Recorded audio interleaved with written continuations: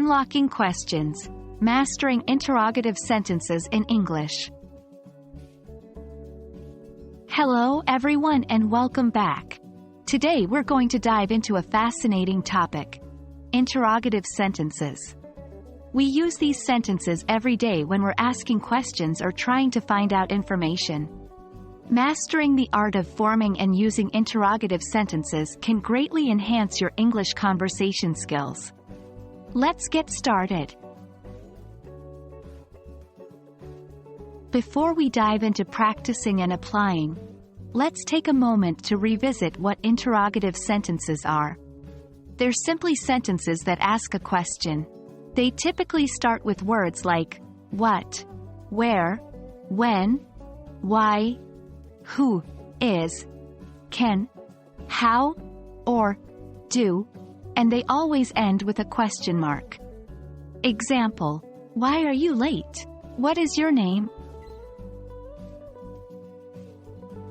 There are several types of interrogative sentences. We have yes, no interrogatives, which expect a yes or no answer. We also have WH interrogatives, which begin with words like what, where, when, why, who, and how, and need more detailed answers. Then there are tag questions, which are statements with a question tagged onto the end. Examples: yes, no interrogative, is it raining? WH interrogative: where are you going? Tag question: you're learning English, aren't you? Now let's move on to our main focus today: using interrogative sentences in context. In everyday conversation, we don't just throw random questions around. We use them in a specific context.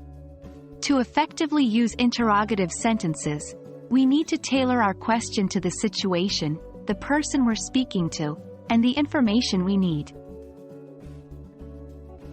Let's look at some examples. If you're at a bus stop and you want to find out if the bus is coming soon, you might ask a fellow passenger, "Do you know when the bus is arriving?" If you're in a new city and looking for a place to eat, you might ask a local, "Can you recommend a good restaurant nearby?" These examples show how the context influences the form of our questions. Now it's your turn. Try forming your own interrogative sentences based on different scenarios. Remember, the more you practice, the more natural it will become. So grab a pen and paper, and start creating your own questions. And that's it for today. We've learned about interrogative sentences, the different types, and how to use them in context. Remember, the key to mastery is practice. Keep asking questions, and soon, forming interrogative sentences will be second nature to you.